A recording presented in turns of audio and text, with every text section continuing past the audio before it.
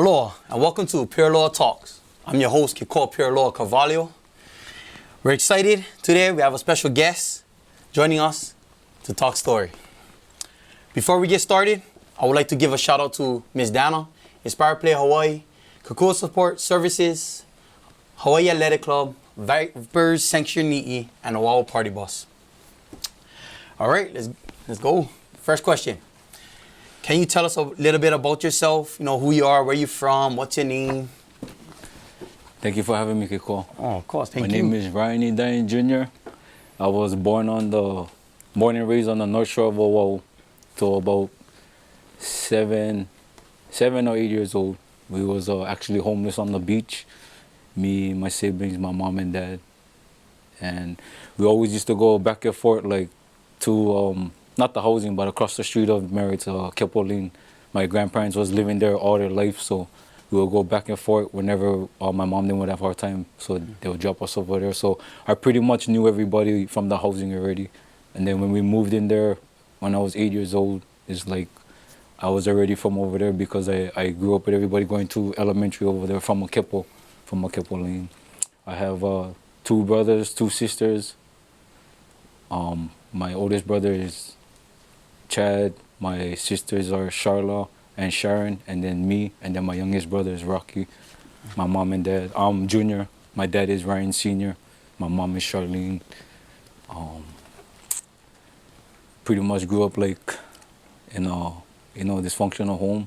My dad was heavy with alcohol and drugs, abusive to my mom as well as me and my siblings whenever he was under the influence. But yeah, just pretty much that's how we grew up all the way until later when my dad got help for his to change his life. Thank you for sharing that, my brother. Appreciate that. Thank you. When you brought up Kepolin, I used to live there. I used to live there with my family, so I know how it is, that area, especially back in the days. I was living there when I was a teenager, so I know over that rugged. Thank you so much, bro, for sharing that. Can you let us know, how was the lifestyle growing up? Where you from? Oh. In Mayor Wright Housing, how was the lifestyle growing up? How did it affect your life? So, you can let us know, how was it growing up and how did it affect your life? Yeah. To me, in my eyes, everybody that I grew up with was pretty much going through almost a similar thing like me. All of us kids that grew up with each other, we either was getting, abused from our parents, or our parents was using. Majority of all my friends, every one of us, our parents was using, abusive to us, old school, straight lickings for every little thing. Yes, that was normal for us back then. So that's how it felt like. So to me, I felt like all of us, because of the life we was going through, our parents couldn't really pay attention to because they had to work, do what they had to do for take care of us. So we just was running them, from 9 years old already, I think I'd run away, or earlier than that. Oh, God. And run away. My dad, like I was telling you, my dad was in the process of changing his life. So he was in one program, he got released from jail for going to the program. So while he was trying to get his things together, I was over here rebelling already because of whatever I went through with him and because I was a junior, so to me, I felt like I got the worst lickings out of everybody, which I did. And then seeing my mom get abused too every time whenever he used or high, so I took all that, resentment. I had resentment towards my dad, and I just went go out in the streets are enjoying our gang at 10. All of us, we enjoyed make one gang together.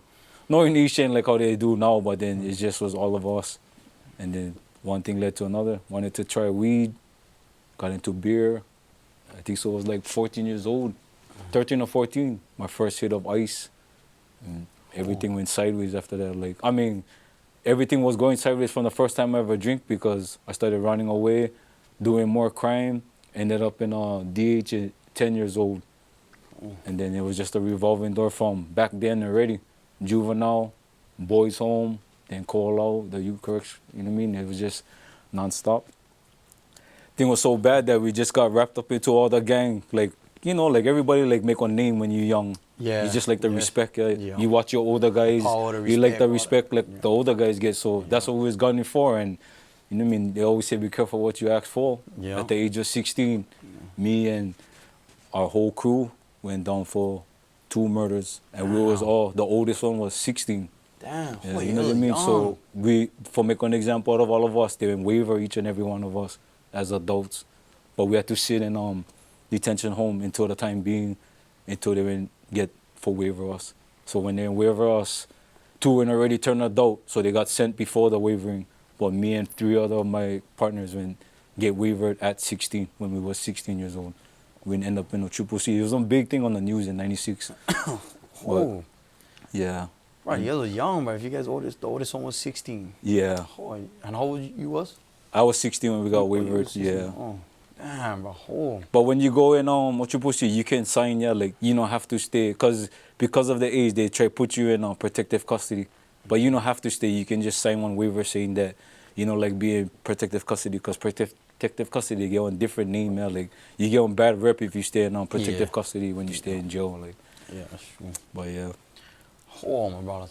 Yeah, thank you for sharing all that. Yeah. Appreciate that. No problem. So with all that, your lifestyle, how you grew up, that was rugged, bro. And what motivated you to change your life? Because I know you personally, so I know what you do now. Can you share with everybody, like, what motivated you to change your life and to do what you do now? Oh man, it was multiple times of messing up, because that wasn't the first time I went in prison. So after that, the charge that I told you about, I was released after 6 years. And I thought like everything was good, but they paroled me back to the same place, Mayor Wright Housing. And wasn't long, maybe like 3 months after that, a new charge. And it was sad because it was for one of my good friends I went back prison for. I almost killed my good friend in the neighborhood. Oh. Like when night of drunkenness, misunderstanding, and the thing went sideways, and I almost killed my old good friend in outside of Mayor Wright Housing with my car. I ran him over and reversed over him and came out and beat him up some more. Like I was drunk and high. Like there's no excuse, but then I was just like, I still never learned yet in my mind or my heart. I still had a lot of anger. Oh. The moment that I think start changing my life was when I get locked back up, and I was in Arizona. We were staged over there for the state of Hawaii. We was out there in Arizona, and my dad used to communicate to me, and then he told me that one day, like he told me, like if you forgive me, you're gonna be just like me. Cause I always swore to my mom that I never was gonna be like my dad, but I would end up just being like him. Matter of fact, even worse than him, because of all the stuff I seen. And from that moment when he told me that, I was like, yeah, whatever.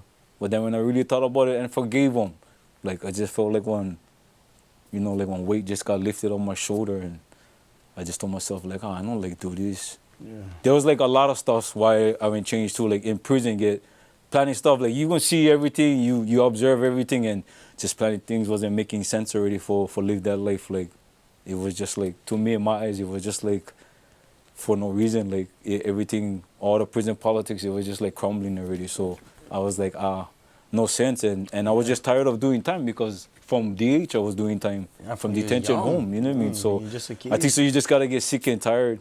And then my best friend, one of my good friends, he went change his life in prison. So when I came back, everybody was telling me, hey, so and so, he went turn to God, and I was like, yeah, right. And when I seen him, I was like, wow. Then he started hitting me every day, read this. I told him, But after every day of just drilling me with verses, next thing you know, I started digging in my Bible myself. My heart and my mind started changing. I love that. You know what I mean? I pray for planning stuff, and God started revealing what is right for me, like. And I ended up getting paroled in 2009, but I was trying to come back to Honolulu. But the head of the board at the time, he knew about all the housings, because he's from Honolulu too, the head of the parole board. So he told me, no, I'm not paroling you back to Mayor Wright's. You're going to have to go to Big Island, whoever's on the Big Island. Oh. I said my mom them is up there, because they moved out after my last trip in Mayor Wright's. My mom wanted to move out of there already. So he said, you're going to have to go Big Island. But at first I was mad, like, I never let go.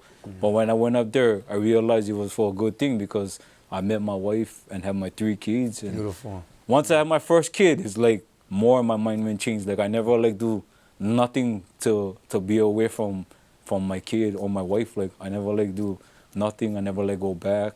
Yeah, I used to talk story with my friends and write them still, yeah, but my mind went just changed, and I met more people like you and the family that is doing the same thing up there in the Big Island. So that's why I just kept with everybody that doing the same thing, like positive. I never go like party or anything like club because I was over all of that already. I already know where the thing lead already, so I don't like be a part of all of that. I mean, I'm not perfect, but I just never like party no more. So I just kept my circle with all the people that doing the same thing like we are. Yes. Yeah, like for the community or whatever. You know, you're doing what's best for you. Yeah. You know what I mean? Always. You know, I love that God's plan. Your own plan for us is bigger than us. You know, like in the beginning, you hated it when you was going to be Of course. But that was His plan. Look at the blessings you got from that, and change your life and everything in the most dramatic, best way ever. And I love that. Thank you for sharing that. Yeah. Right on. And to me personally, right, you the king of burpees, man. Because I don't know nobody personally that does over 100 burpees a day, bro. They get plenty, but they just know. I know get plenty, but I don't know no one personally. You're the only one I know personally, so that's why I say to me, you the man of burpees, bro. And that's amazing. You motivate me personally. You know what I mean, bro? That's just crazy. So can you share like how you got into that, like how you got into the burpees, doing it every day? Because that's just amazing, bro. It's from also from inside. Like when you stay in the, you know, like in the hole, when you mess up, no matter much things you can do, like you can read only for so much. And then I was taught from one of the older guys like how to work out to pass your time. And once everybody hate burpees, but for me it was just my mind, like to clear my mind. That's why I still do them now. Like everybody always say like, but you nuts, you do this, you do that. But if they only knew, like I jokingly say that every time, like it's my therapy, but I'm not really joking. Oh yeah. That's my therapy. Like you know, like get guys that like running. Get guys that like lifting. But me, I don't know, it's just something when I do burpees, that's my escape from everything. That's my escape from everything. And I just got back into them like 4 years, because when I had my kids, I let myself go. Like if you see pictures from before, you can tell like I went up to like 232. I just let myself go from when I came home from prison. I never did workout since. So I got back into them in 2020 in COVID because all the gyms were shut down. And everybody was calling from inside and like, yeah, you don't need no gym. Why you saying you gotta go gym? They said just do calisthenics like how we used to do, and just took off. Like I wasn't one for like share videos, but over all these years I came a long way because I only went do this for doing challenge. I took on challenge from one Marine guy, and the thing my whole stuff just went take off after that because I only did it for the shirt. I wanted the free shirt from him, and when I got the free shirt, he told me don't stop. You're going to motivate, inspire people. And I was thinking, yeah, right. And then choke local people from all over the mainland after that challenge. They was like, hey, man, I seen you with Iron Wolf. And I was like, oh, so I never stopped after. I just kept going. Then I actually met a lot of people worldwide from doing this. Like, I got friends in Netherlands that I do lives with, Mexico, like all over. Like, so I'm just going to keep doing what I'm doing. And it's crazy because I never think about no name for my Instagram, but at that moment in 2020, I don't know how I came up with them, but it was just, I guess because I was working out with people, so the name just came to me, building bonds through burpees, and I never changed them. I left them like that all the way. Like, I love that name, bro. It matches you, building bonds through burpees, you know. Like you said, you met a lot of people all around the road.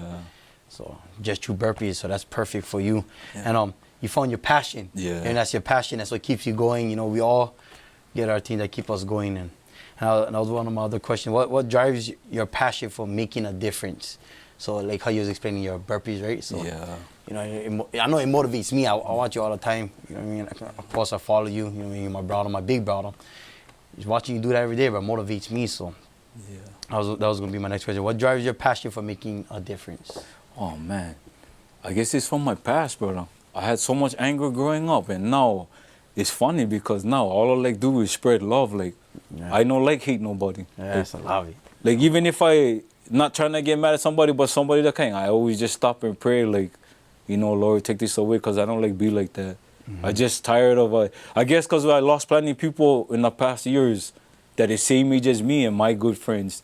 They passed, like, and I know, like, I know all our time is short. Yes. I just, like, spread love and be, you know what I mean, be impactful to the community or whoever is inspired before I go. That's all I like do, is just do good before I go, because all I did was bad in the past.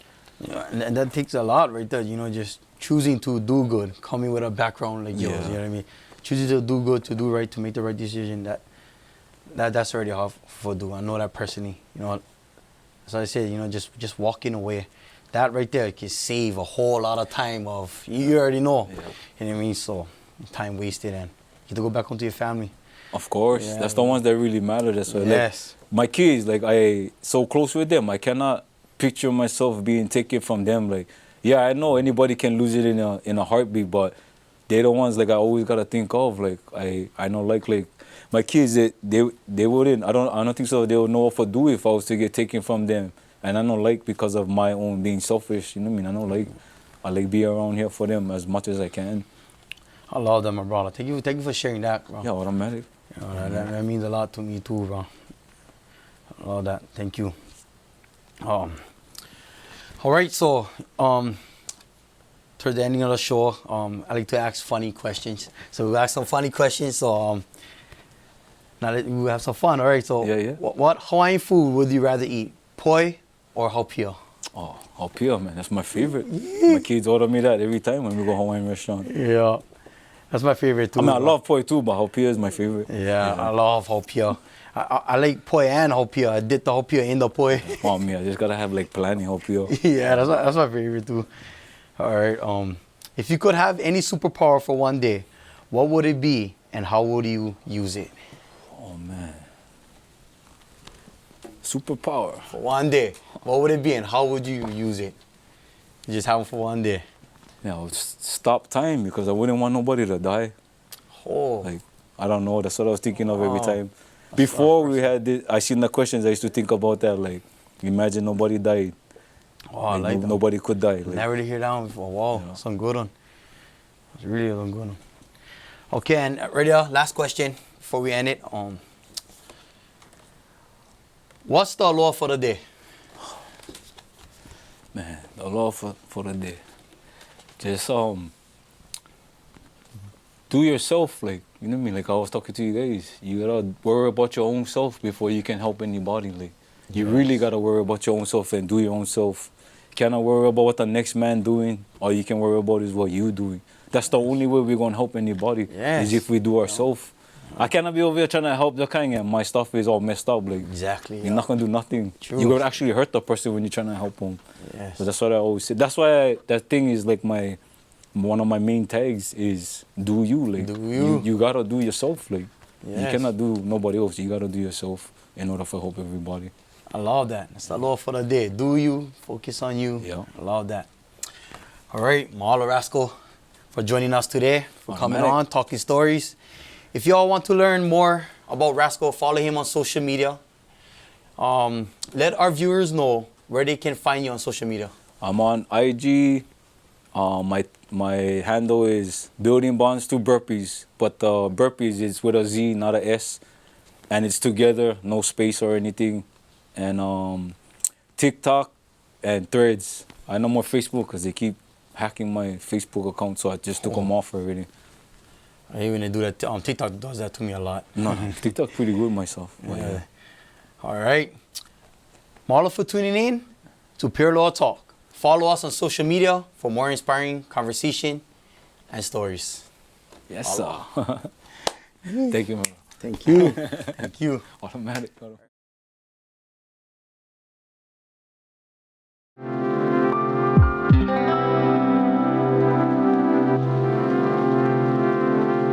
you.